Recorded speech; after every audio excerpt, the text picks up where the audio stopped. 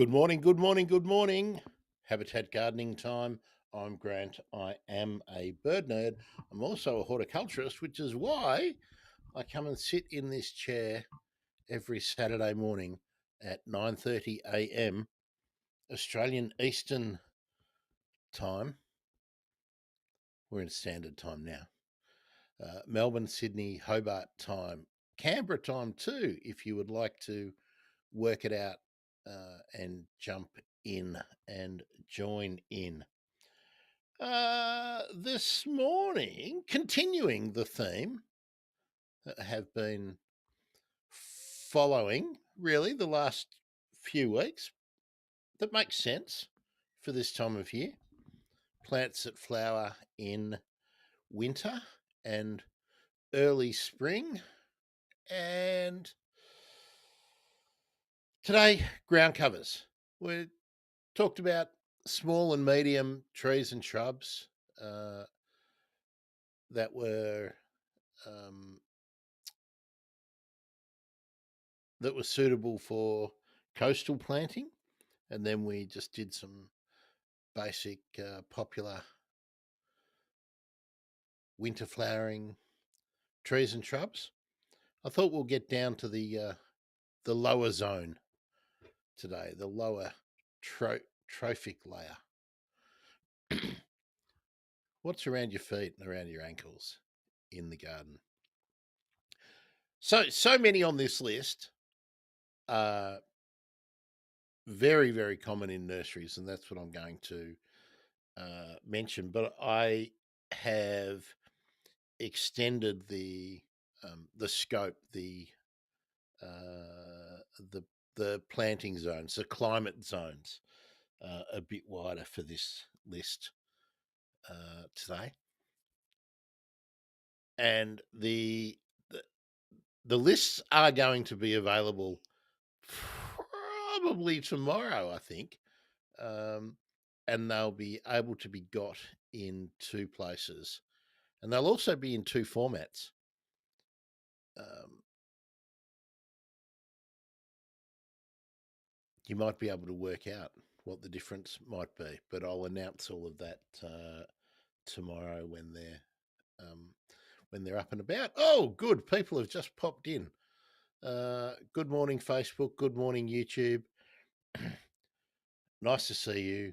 Um, we're sticking on for the newcomers. We're sticking on the winter flowering plants theme for today, and it's ground covers today. But of course, questions and comments, pop them in. Tell me where you are. What have you seen? Oh, good. Uh, I had a. I'm really enjoying the butcher birds are here for uh, hopefully for good. Good morning, Glenn. Out in the Botanic Gardens, I'm guessing. How is it? Uh, what's happening? Um, had some good news this morning. I don't know if you caught it up. That German tourist that they're calling a backpacker, which seems to me to be a bit odd since she was driving a vehicle around uh, and obviously equipped for camping and whatnot. Found found safe and well, which is good. Suffering from mosquito bites, but not much else. So that's really good news that you can be lost about 40 k's from the nearest settlement in the desert in WA and get found. Well done to everyone. Um, she probably saw some amazing aeromophilas while she was out and about. All right, enough waffling. I'm just going to rock through this. Uh, please interrupt me with questions or comments as we go. In case you missed it, the handouts that I've been preparing will be available tomorrow. Just got to finesse the uh, bird emergency website um, and the Substack. Just got to make them all look a little bit more unified. And the Buy Me a Coffee website as well. And they will be in two formats. One for sort of supporters and members, one for non. Okay, let's go. One for the cool, temperate, and even subtropical. So these will be good performers in Brisbane, just as they are in Melbourne and in Hobart. Viola heteracea. The native violet, basically a white flower with a purple centre, flowering winter and spring. Moist, shady habit is what they require. They will do okay with um, a reasonable amount of sunlight in the southern parts of Australia, and they carpet the ground as they spread. Beautiful little plant, good space filler, good to put in amongst other shrubs, and one of the most reliable in a damp / moist shaded situation, even up to what I would call heavy shade, but I wouldn't say dense shade. Oh, good morning. There's newcomers coming in. Good morning. Staying with the purple flowering ground cover, but also a climber, but very, very effective ground cover, is the Hardenberger violacea, the happy wanderer. I know you have seen it. Pea-shaped flowers in a nice long raceme. Can be fairly deep, purple flowered, right through to pale pink and even white varieties. Temperate through to subtropical. They do not thrive in really cold and the subalpine zones. If it's in a spot that it likes, it can really get away. But some of the cultivars, particularly like the white one and the bicolor, the pink, or sort of the white and mauve, there is sort of a dual coloured cultivar out there. They're far less vigorous. So flowers mid to late winter through into spring. A lot of these I've covered in different lists too, by the way. When we did blue flowers, we talked about Dampira diversifolia. Now, Dampira diversifolia forms a mound, but it has like an upright form, but it's only a sort of ankle height, knee height in most instances. Blue, mauvey flowers. The most common ones out there are blue, but there are some. There is some variation in the flowers, and they can be sort of a mauvey thing. They like a temperate climate zone, not too cold. They are a West Australian, so that southern Australian band, they will generally adapt quite well. They do like a sunny position. I've had them growing in full sun quite well. They're a fantastic container plant too, but they will form nice little mounds. Butterfly and insect attracting too, from my memory. Now there are lots of ground covers that are lots of scaevolas that are ground covers, but a particular winter flowering, winter and spring flowering, is Scaevola albida. Blue, purple flowers. And the intensity of the blue is a little bit dependent on the age of the flower, like how open, how long it has been open. I have no reference for that. That's just from being familiar with them uh, in my care, in my cultivation.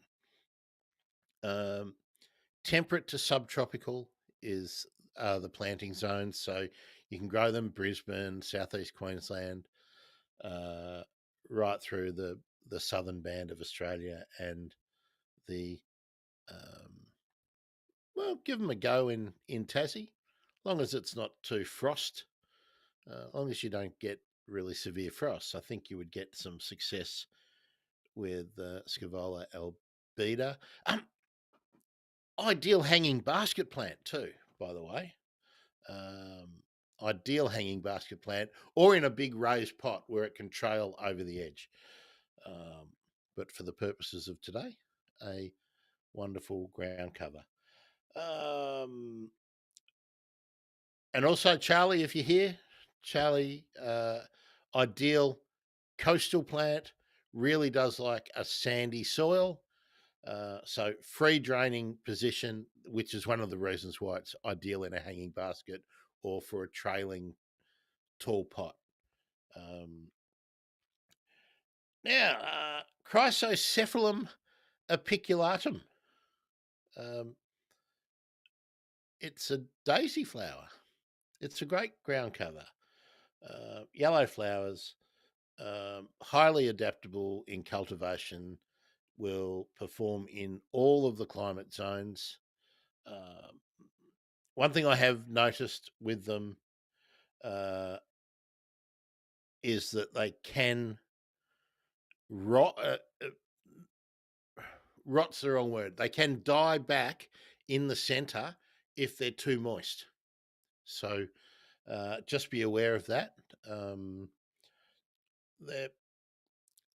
they spread laterally. They, I think they sucker. Certainly form rootlets along their spreading branches. So um, very very reliable in most situations. I've tried to pick out for today's uh, conversation. We're not having much of a conversation either, by the way. Um, Plants that you'll easily find in local nurseries. Chrysocephalum apiculatum, and yes, the handouts are coming. Um, I never realised how hard it was to design handouts that had enough detail on them to be useful, but to also not look like homework. Eremophila glabra. I know I've mentioned Eremophila glabra a number of times in the last few weeks. Um, Flowers in winter through to spring. Uh, as I mentioned before, the flower colours are quite variable. You get them red, orange, through to yellow. Uh, Kelberry carpet was one of the cultivars I mentioned that you'll see one of the forms out there in the market. Um, the foliage can be from a dark green through to a grey as well, depending uh, on the form.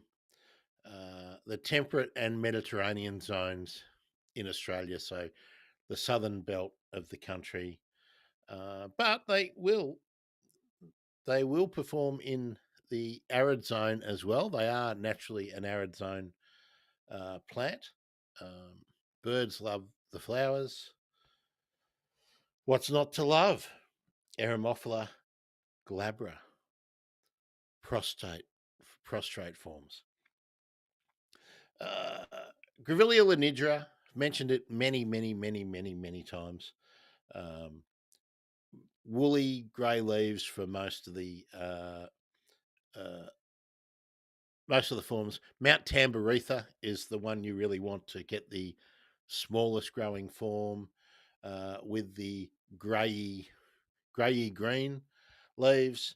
Winter flowering, typical Grevillea, spider flower. Um, that is soft pink cream. winter, spring. Now here's one that gets overlooked all the time, and I think it's the first time I've mentioned it since the days of maybe doing some of these garden focused shows with Holly Parsons. Ajuga australis. Now, Ajuga is one of those classic cottage garden plants, but it's really reliable as a space filler in those shady, moist situations, much like the Viola heteracea. Um, it really likes that uh, dense understory situation. So if you have places in your gardens where ferns do well, you might find that the ajuga will do well where no other uh, sort of standard garden plants are, are doing well. Um, Purple flowers held upright above the rest of the foliage. Um, they're generally they sort of start out as rosettes, a bit like the base of a dandelion, and then they spread out, and this continues, and then you end up with this carpet of. And again, there's a couple of forms. They can be dark green, or there is this purpley bronze foliage variant, which is really, really, really attractive in a mass planting across a garden bed. So filling all the space between your other shrubs. Um, the reason you can be confident that it is a good performer in most situations is you often see it, or I often see it, in commercial landscapes, uh, like around shopping centres, in raised beds around shopping centres and things like that. So if they handle those situations, you can be pretty sure that with the right care and attention, they will do okay in your garden. So that's Ajuga australis. Cool and temperate zones. Did I mention that? Because it likes that dense shade, places where your ferns will do well. Now, this is one that I haven't personally grown. Inadia nutans. Inadia nutans. Yellow and green flowers. Now, actually, I haven't even checked this in my trusty little handbook here, so I'm just going to have a look.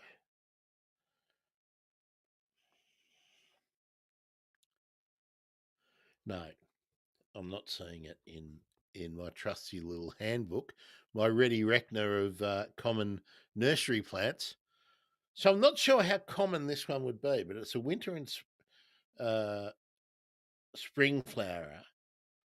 Yeah, and the reason I included it was the cultural notes for this said, apart from it having yellow green flowers, which is pretty unusual for a lot of the ground covers. So, um, and it also says it is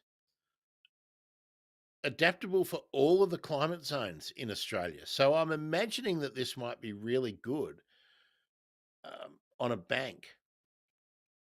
Before this handout is ready, I will do um, a bit more homework on this one. But the cultural note said it's a food for insects.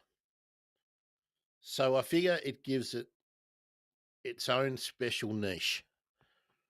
So Einadia nutans, Einadia, but you can wait uh, for the handout. I might just note one of the reasons that I haven't put them all out now. I'm still wrestling with one issue, and you could perhaps tell me if you think this would be useful. I thought I might put a link to nurseries that I have been able to find that currently stock, you know, several of the plants that are in the list. The jury's still out on that idea. What do you think? Let me know. I mean, does are those the kind of things that would help you out? Because often I know nurseries that don't turn up when you just do a search. I mean, search is so unreliable now unless you know exactly what you're looking for. And you kind of really know what you want the search to throw up to get the search to be useful nowadays. So much junk in Google searches these days. All right, another good ground cover, Canedia prostrata, the running postman, red flowers generally, but there is a white cultivar out there. It's what I would call a light climber or ground cover. It's really reliable in the in the Melbourne zone and the temperate zone. Um, really, really good coastal planting, but I wouldn't put it as a primary coastal planting. I wouldn't put it on the first. If you're on the first dune, that's not where I would plant it. 1 or 2 dunes back. Uh, Certainly around Gippsland, I've seen it growing naturally in those zones. It's a ground hugger. It's got attractive mid-green foliage, but the red flowers are the highlight. Um, pea flowers, and then attractive seed capsules, which I know rosellas love, especially eastern rosellas. So that's always a plus. Winter, spring, and sporadic flowering throughout the year, but its main flowering period is late winter and early spring. Dichondra repens is the next one, which is the kidney weed. Uh, you will have seen this. I'm sure you will have seen this, even if you've never recognised it. It has small, fleshy vaguely kidney shaped leaves. It forms a dense mat on the ground, spreads out. It's a good understory plant in under eucalypts, as long as it still gets enough moisture. But it won't. In those situations, it won't be really dense and fleshy. It will be, and the leaves will be a bit paler in color. But it will. It's used as a lawn substitute in parts of the country. Adaptable, cool. So Tasmania, yes. The Mediterranean temperate zone in Australia, up to the subtropical zone. Um, it's not one of those plants that you're going to find out in the arid zone and semi-arid zone, but you can easily grow it in those zones if you can provide enough moisture. And uh, I would posit you would need some shade down there in that situation too. So often called kidney weed, Dichondra repens. You can even buy it as seed. It's an expensive way to buy it. Um, you can buy a pot and instantly divide it up and plant it that way if you have a fairly large area to cover. Um, so yeah, Dichondra repens, uh, pretty cool. Um, Another one I've mentioned many times, Myoporum parvifolium, uh, forms a great dense mat, ideal on slopes, anywhere where you need to control erosion. It will handle foot traffic. You can mow it on a high setting. Um, Flowers in winter and in spring. They're the main flowering periods, but it will throw flowers all year. Um, a couple of foliage variants, varieties. You can get it as a lime green. That'll be, or you can get a very dark foliage variant. Temperate and the Mediterranean climates. Even a fairly protected spot in Tasmania, I reckon you'd get away with it.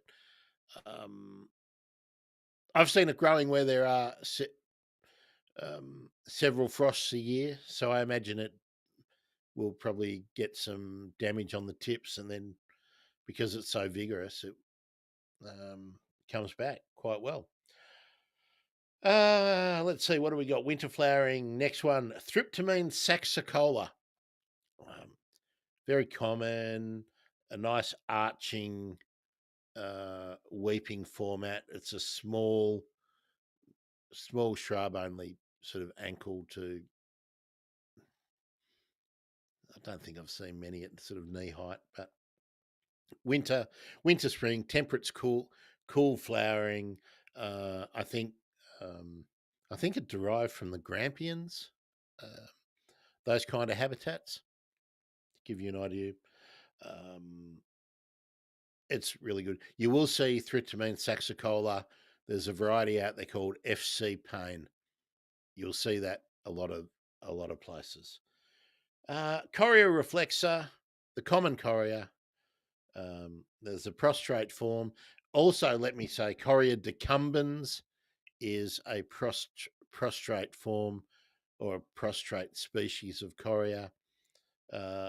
Look for both of those. Red and the red-green bell, tubular bell flowers. Generally mostly winter flowering. They will throw flowers at other times of the year. Birds love them. Shade tolerant, but also can adapt to a fairly open position.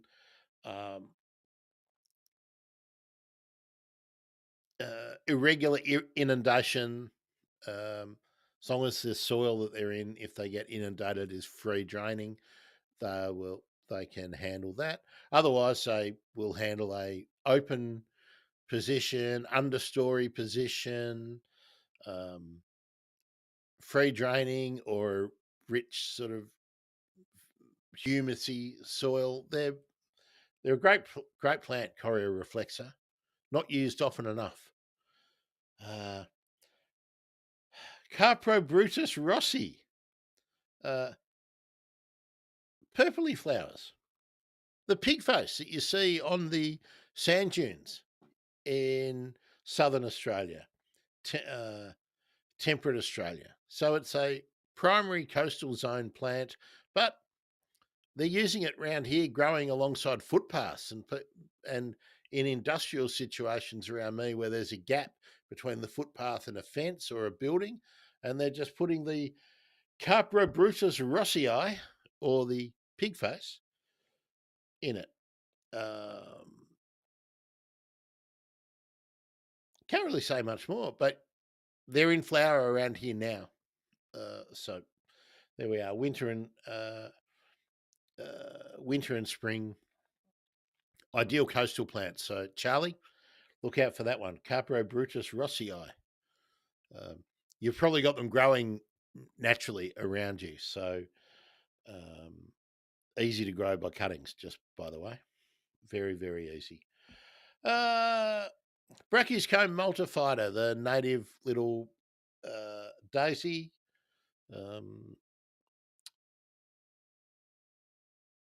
Oh, Charlie, I've just seen you've done the like on the Facebook, so good on you. I just see the notifications come up on the phone, so that was very good. Brachyscombe multifida, a small mauve daisy, yellow centre. There are several forms, pink ones, white ones, but for the most vigorous, most reliable, just get the standard mauve flowered variety. It's winter, spring, will flower even right through spring and into summer, but the bulk of its flowering is sort of going to be right now.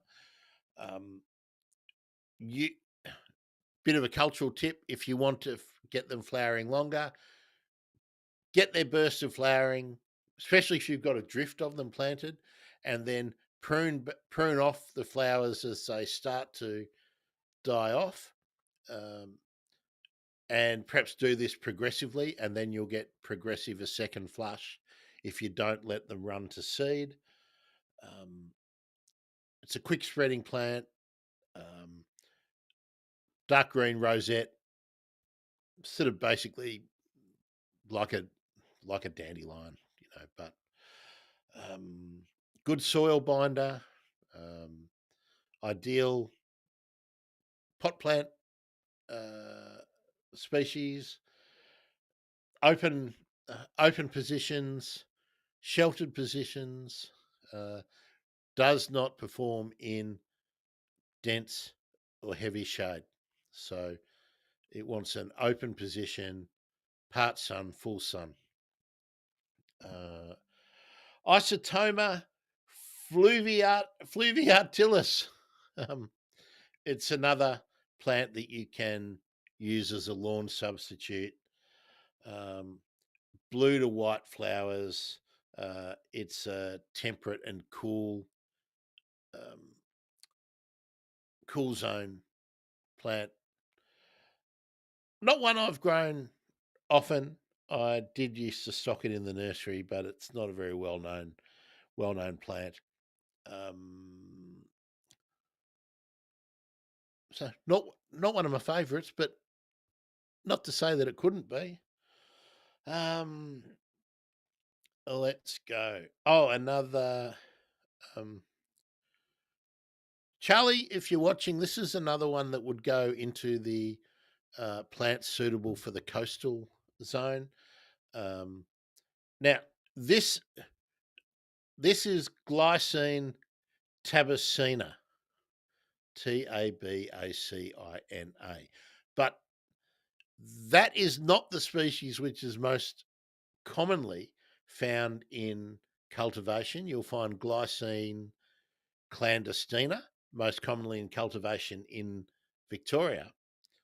Um, this is a native, soft, or light climber or ground cover. Uh, winter and spring flowering,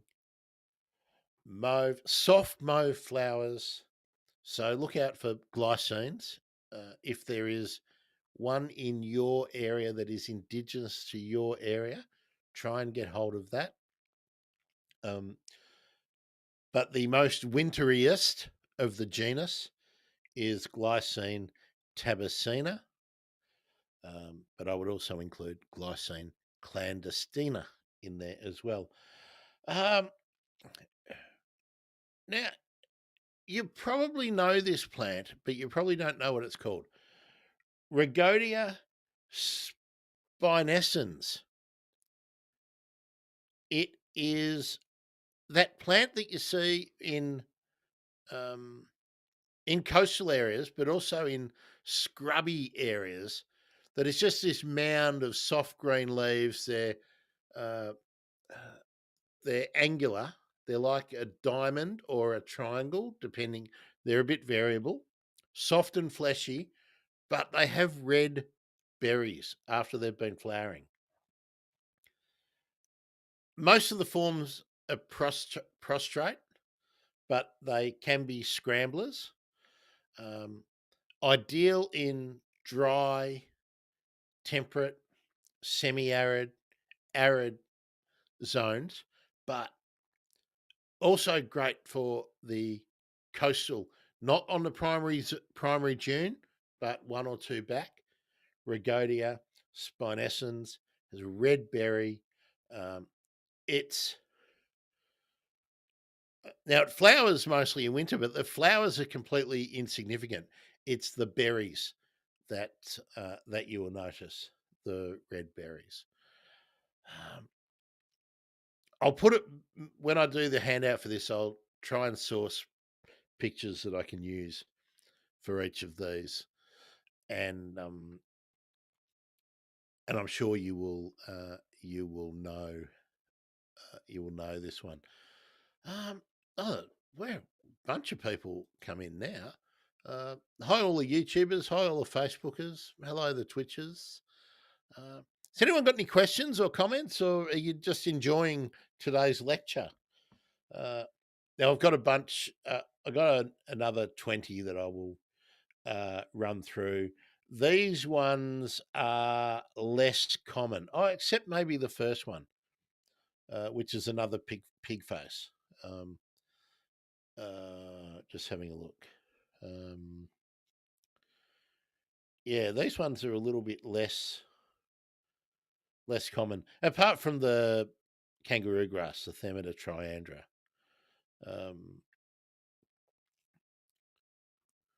I'll just see if anyone's got any questions or comments before I run through these next ones.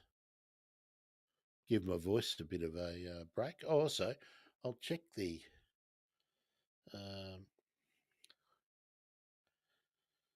just check the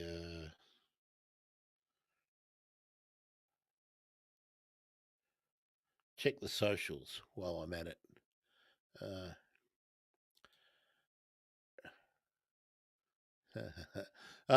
Glenn. Glenn says he's got about 40% of what you've covered there. You're all going well, covering nicely. Yeah. Now, I think that is endorsement there that one, these are readily available, and two, they are reliable performers, which is really the point. The point is to give you some recommendations that you can be confident will do the trick. I'm just having a look at my list too. I don't think I've got any that are basically tropical, because I'm not sure that anyone from the tropics is listening or watching the show. But I do know there are people in the subtropic zones and in the arid and semi-arid zones. So I'm kind of catering to what you all might find useful. And of course, I know most of you are in the temperate and indeed the coastal zones at the moment in Australia. All right, let's run through a few more. This is another one of the pig faces, but it's a different genus. It's Dysphyma crassifolium, the round leaf pig face. Now, I'm sure you'll know it. It's the one with, not with the sort of triangular fleshy leaves. It's got the rounded. They're long, but they are round rather than angular. Fleshy leaves. Basically a pink flower. Quite variable though. Late winter, spring, coastal. Again, I don't think I've seen it growing on the primary June, but in the secondary, back will handle the salt winds, but not salt spray. I would imagine. It's a succulent, so if you like succulents, it fits into that kind of planting scheme. Will look good amongst if you've got cacti or anything like that. Ideal in any garden where you've got pebbles or rocks as well. It's an ideal rockery plant. It's also an ideal hanging basket plant again too. Now, what have we got here? Another matting style ground cover, Acina nova zelandiae, Australian and New Zealand native. It's a very inconspicuous flowering plant. Does flower in winter. Its main function in a garden, and cool and temperate. Probably that's a clue if it's found in Australia and New Zealand. Cool, temperate kind of climate zone. It's a matting ground cover, but where it stands out from all the other ground covers that I've been mentioning and these real very prostrate matting kind of plants, this is a very frost hardy or frost tolerant. It can get damaged by frost, but it doesn't get killed in most cases by frost.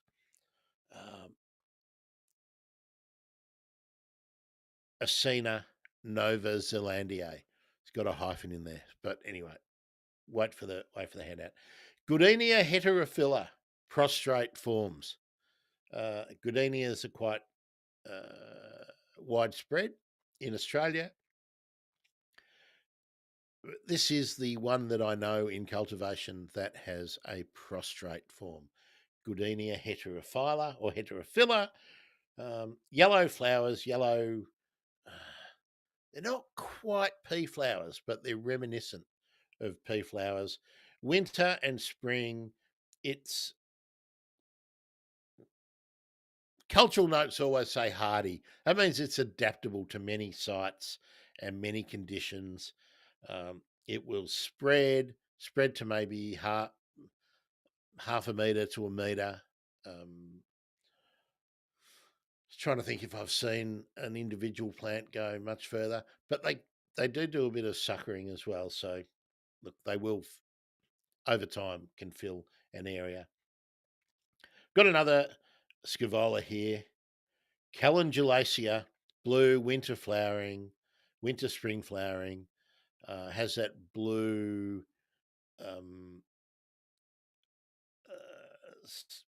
sort of a mid blue, this variety. Ideal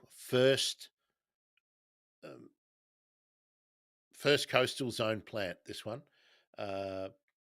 Temperate zones is a really good stabilizer. So if you have a sandy bank or a loose kind of bank that you do need to do some erosion control, this is an ideal plant to use. Scavola calendulaceae. Let's see. Another Canedia here, Canedia rubicunda. This can be extremely vigorous as a climber, but there are some prostrate forms, and this is what I would be looking out for, and they're less vigorous, but still vigorous. They're a temperate and subtropical plant in the wild. Late winter, early spring, red pea flowers, brick red flowers.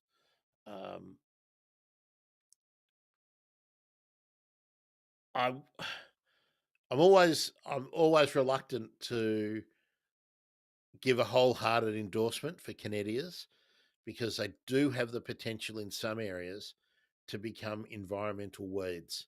So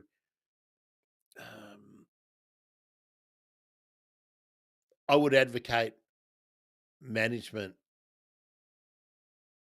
of them, or if you're in Western Australia,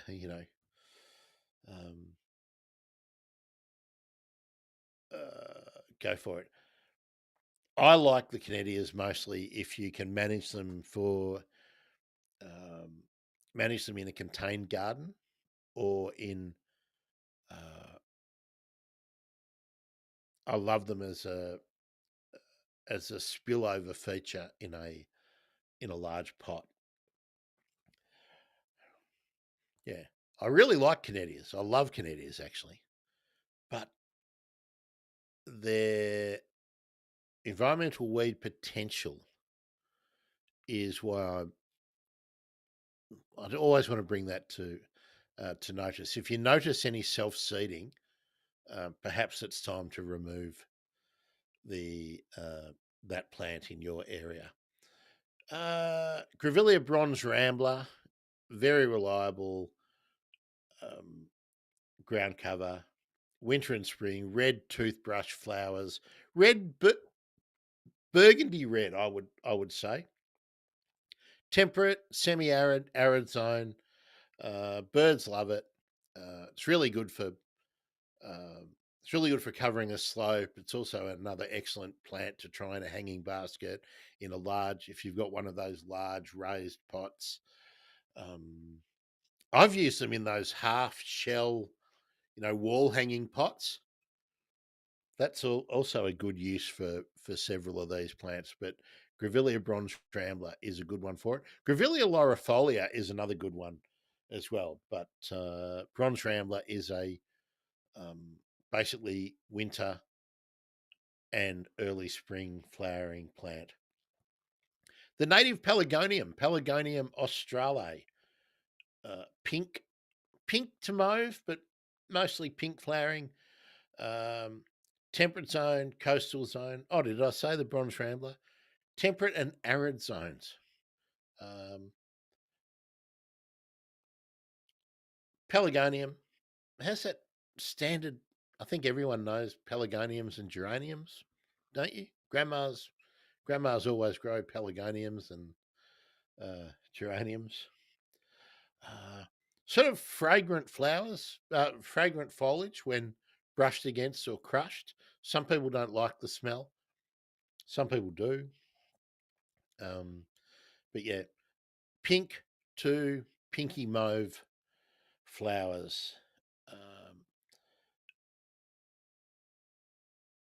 Really tolerant of quite dry periods, and they also you can also freshen them up with regular light pruning because they can get woody and leggy, so they can become an ugly looking plant if you don't manage them.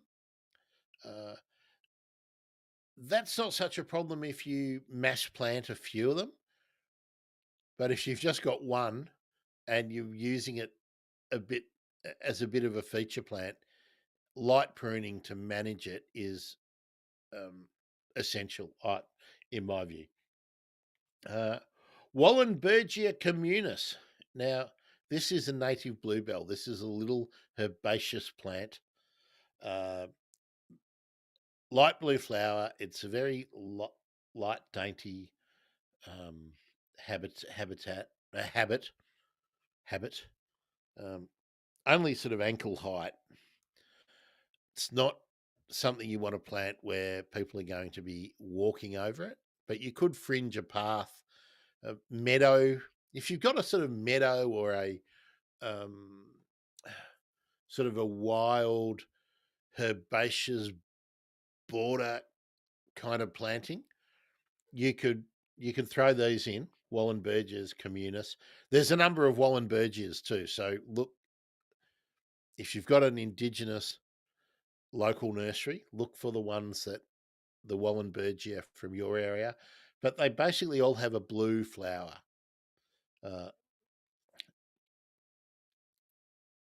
Being called the native bluebell, that might give you an idea of the of how they look as a mass planting. They're late winter, spring, adaptable to all of the climate zones.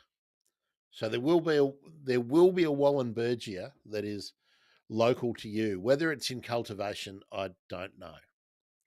That's why this second list, the second list of these 20 are not quite so common in cultivation. Um, uh, Now this is the everlasting daisy, and currently Xerochrysum bracteatum, uh, yellow and orange flower forms. Uh, it's paper daisy. Um, all climate zones. If you can find them, give them a go. Full sun, full sun, full sun. Tripledenia cunninghamii. Oh, haven't seen this one for a while. Pink flower, uh, winter spring. Oh, I should have mentioned too. The everlasting that I just mentioned is a early spring flower rather than a midwinter.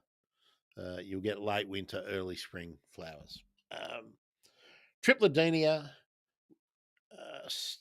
temperate subtropical. So uh, grows on the moist forest floor. So this is one of those plants that will grow if you've got places where you've got cyclamens and some of the violas are doing really well, and um, you've seen helleborus growing in your neighbours' gardens. You've got the right kind of uh, climatic zone for this, for the Tripledenia cunninghamii. Pink flowers.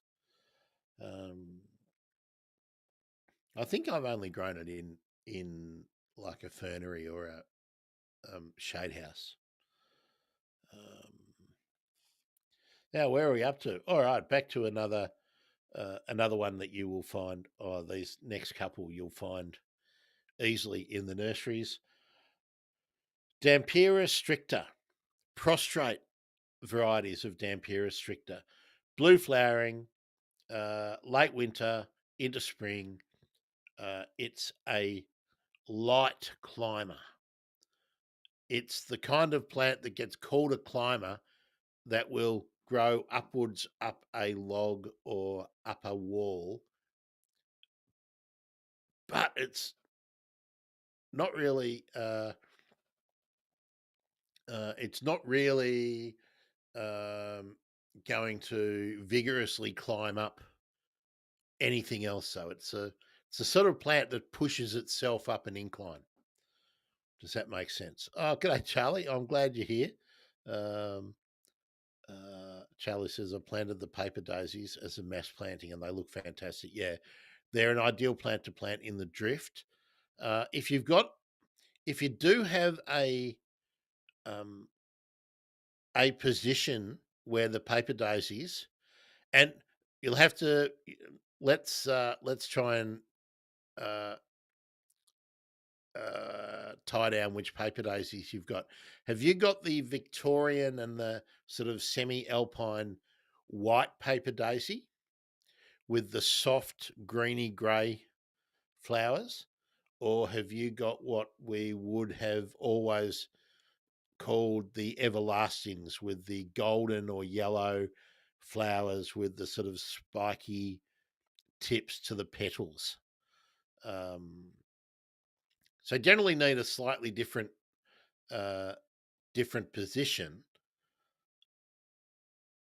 So just clear me up on that one. Where did I get to? Okay, we did the Dampira. Okay, Hybertia scandens, the snake vine, uh, is what it will usually be called in nurseries. Big yellow, what are they, five-petaled flowers, I think. Um, it loves a dense, uh, well, it's a subtropical temperate plant, full sun up to semi-shade. Um, has it can be very, very vigorous. Will grow up, will grow sideways, will spread down. Uh, Attractive, glossy green leaves. Um, uh, Here we go. Oh, good. Charlie's said, okay, so you've got, yeah, what I would have called the everlasting daisies. So, yeah, the everlastings, which have gone through a number of name changes or have been split into many different genus these days. So I'd collectively call them everlastings. Yeah, you can buy good packets of those from many merchants, as you got from Seed Savers. They're ideal for planting in a drift, and if you can find a spot that they like full sun, they like well drained, sandy soils, um, and they will give you an amazing show. Uh, that's why people talk about the West Australian wildflower displays after rain in the desert. That's what we're talking about. That kind of display. So yeah, there we go. Can't get a better recommendation than the one Charlie's just given. Now Charlie's in uh, coastal Victoria, southern Victoria. That that group of plants, the Australian native everlasting daisies, uh, are adaptable to so much of the continent. They don't like to get too wet. So if you're getting regular inundations and humidity, they're not big on that. But a dry climate or or a situation like Charlie's no stranger to heavy rainfall, but in his soils it drains away quickly. The plants don't stay wet. So if you can satisfy the plants for a free draining soil, full sun aspect, um, you're going to get a nice result. A nice result. Uh, where are we up to? I'm going to go down to. Oh, now here's a rockery plant, Scleranthus biflorus. I'm sure you'll have seen this. It's like a little cushiony mound, um, but it does throw little flowers, um, but it's that emerald green mound or cushion that you grow Scleranthus biflorus for. Um, cool temperate. It's a use it as a substitute for moss, mostly in rockeries, um, but good for in between paving stones and narrow garden beds where you might use rocks or logs or anything as a feature. Uh, they can fill up the space. Um, excellent plant. Um, Telotus exhalatus. This is the plant you see with those fluffy, um, fluffy flower heads on all those shows that show people driving through the Australian desert, and you see these little grey mauve, uh, upright flowers. They look like grass seed heads, basically, in along all of the inland roads in Australia. We have a genus of plants called Telotus. Uh, Exaltatus is a form or a species that is often in cultivation and has a low spreading form. Um, they're basically pinkish, the flower heads, generally late winter, spring, arid and temperate. So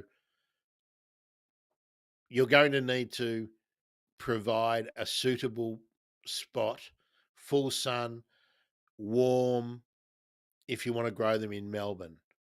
But once you get over the divide, you can look at probably having many spots in your garden where a Telotus exaltatus will uh, will be suitable. Um, we've got a little trigger plant, like a little grassy, slash orchidy plant that grows all around the country. Every every area in Australia will have the Stylidium graminifolium growing. It's an insignificant little plant, but it attracts insects. It's got a little flower with a trigger mechanism. Um, it's a late winter flowering. It's a delicate pink flower. Um, you'll need to search this one out, but it's a lovely little plant. Um, if you do want to grow them somewhere where you can see them, either out your kitchen window or nearby to where you maybe sit in your garden or where you will regularly walk past. So when the flowers do get thrown up on the little flowering spike, that you can be amazed by triggering one of the pistol to.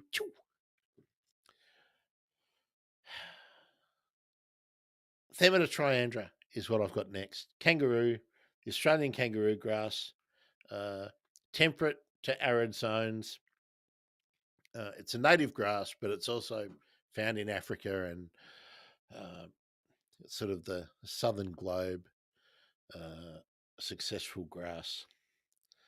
Um, flowers, it throws its flower heads late winter, spring, and then will hold the seeds right through summer.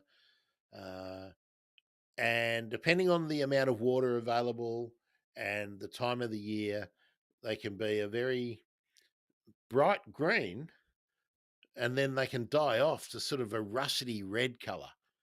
So Themata triandra is uh, I think it might be called, is it Ostrophemeter? I think might be its current botanical name. I'll have to double check that. But nearly everyone will know Themata triandra in the nursery trade, or the kangaroo grass. Um, this is another one. Charlie, you might know this one. This is another one I threw in for the uh, coastal plant growers who might want to bind some soil together. Senecio pinnatifolius. Now, there's lots of Senecios. So again, if you have a indigenous local plant nursery, they will more than likely have a different Senecio, but they are all pretty similar. Uh, Dark to bright green leaves, sometimes a bit fleshy. Um, it's a daisy style flower, yellow flower, late winter, spring. There are some varieties that will flower in summer. They're essentially a coastal plant, or you will find them in the woodland habitats right through Australia as well. These ones are temperate, basically, and a good soil binder. Um, Being a daisy type flower, they do disperse lots of little seeds. So again, a lot of the seed eating birds and insects make very good use of them. Um, uh, Podolep- Podolepis jaceoides. Now, there's a number of Podolepis. They're a daisy that are, well, the there are trailing forms or spreading forms of this plant. I wouldn't call them a ground cover. I would call them a trailer. They're far more delicate than most of the heavy duty ground covers, like the myoporiums, or the Cannedias that I mentioned earlier, or the Eremophilas, for instance.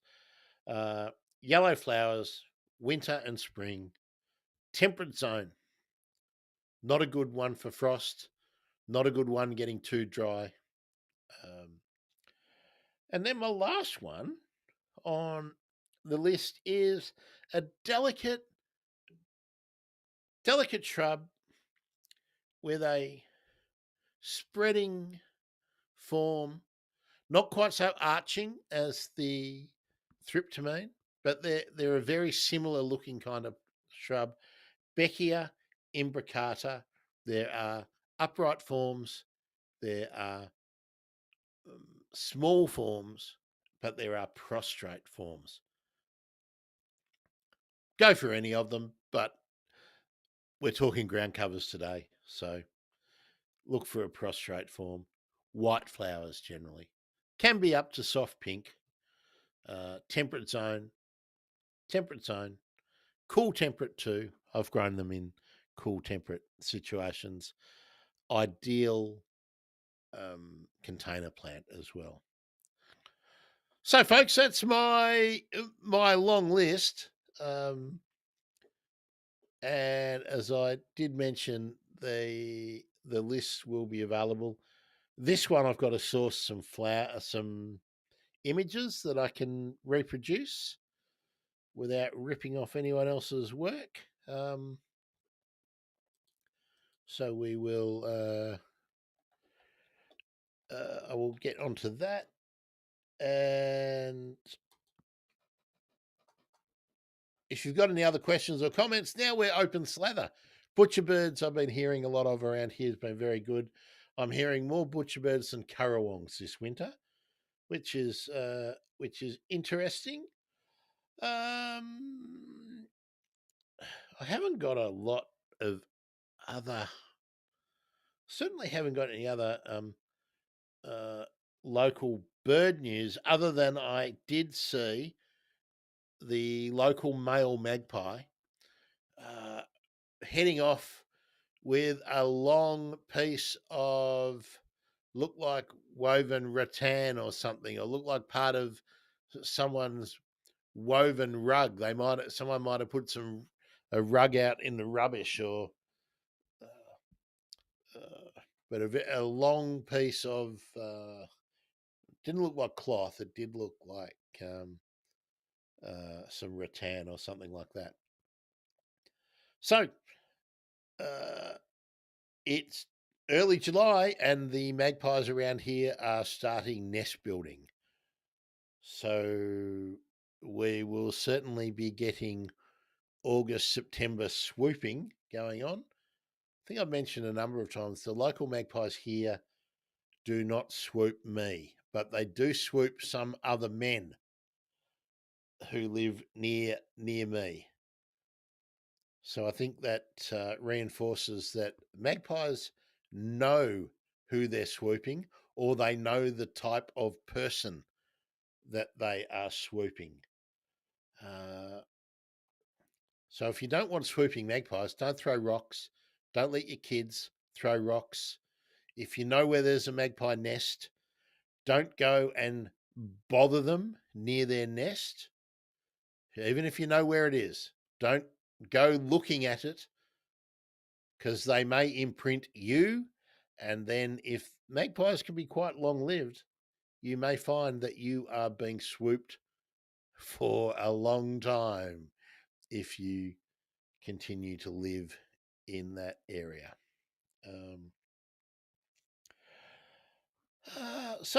Okay. Anyone with any further questions, comments, requests? I'm open for requests. What should we cover another day? I think we've kind of done the winter flowering. How's that? Didn't have one wattle on today's list either, and there are some good winter flowering wattles. But can't think off the top of my head winter flowering wattle ground covers. Perhaps the Acacia Baileyana ground cover could be in there.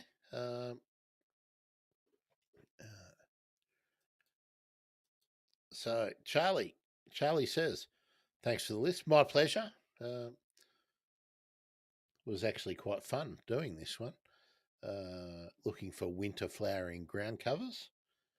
I don't think it was something I'd ever chased up before. I didn't already have my own little handy list of winter flowering ground covers, so that was good.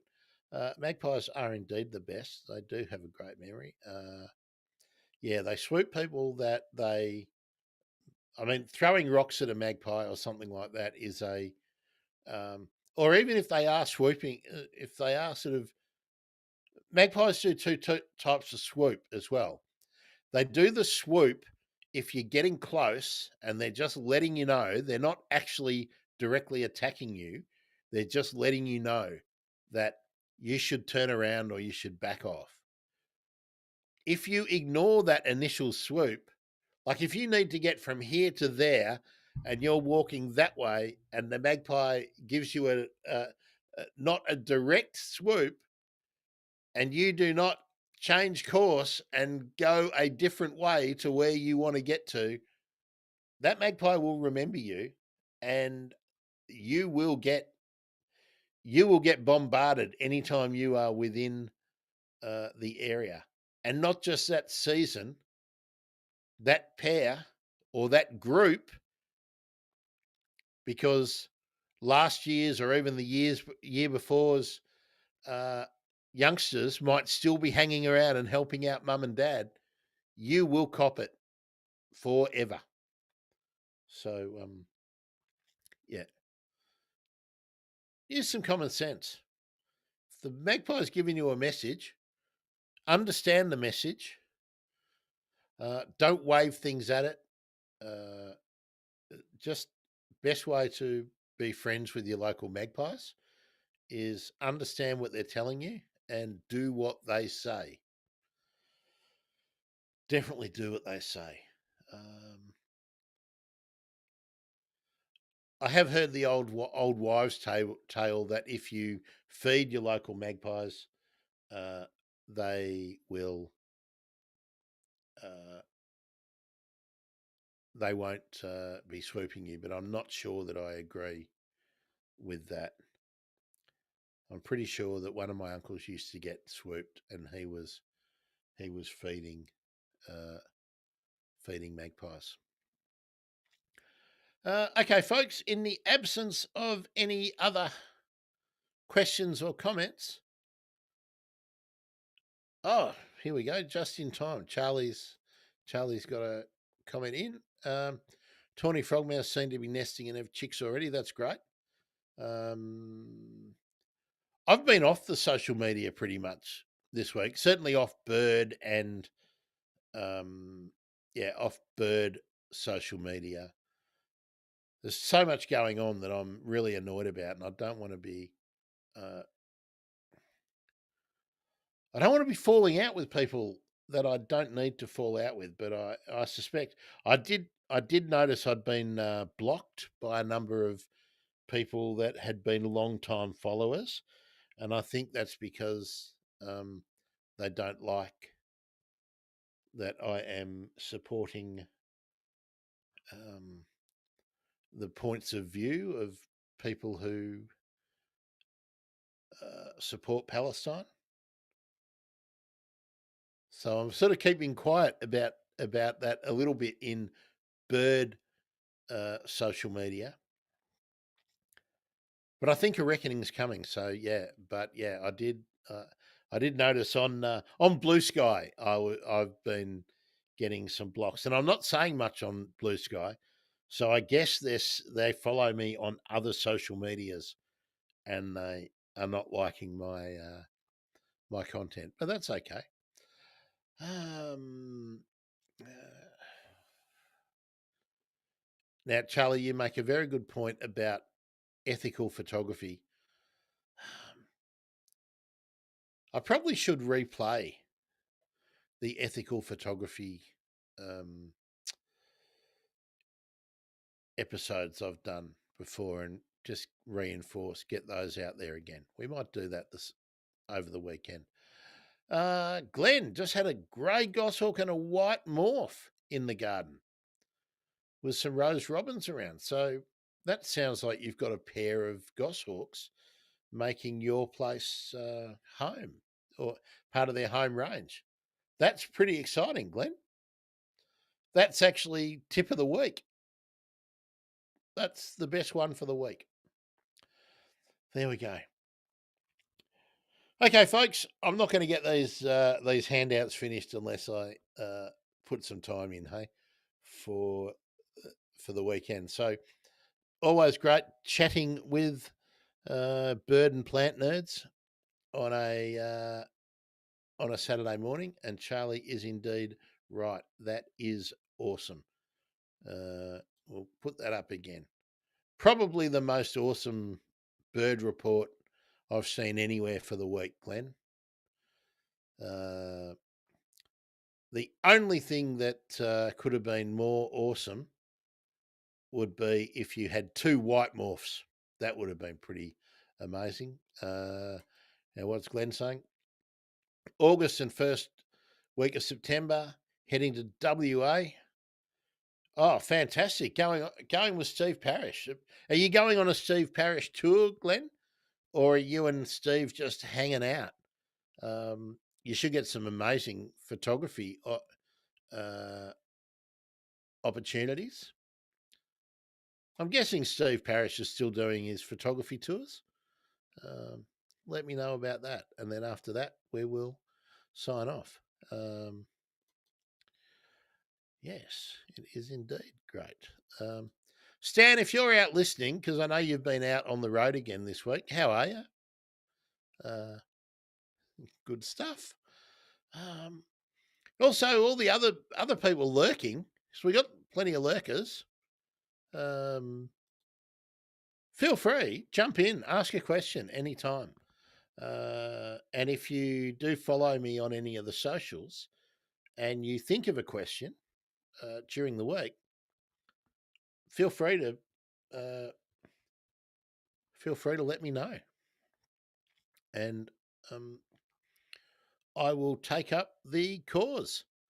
Um, Charlie can probably let you know we have had. Well, he's now got a very large list of plants that he can use in his coastal garden, and we've now got, I don't know, what did we have?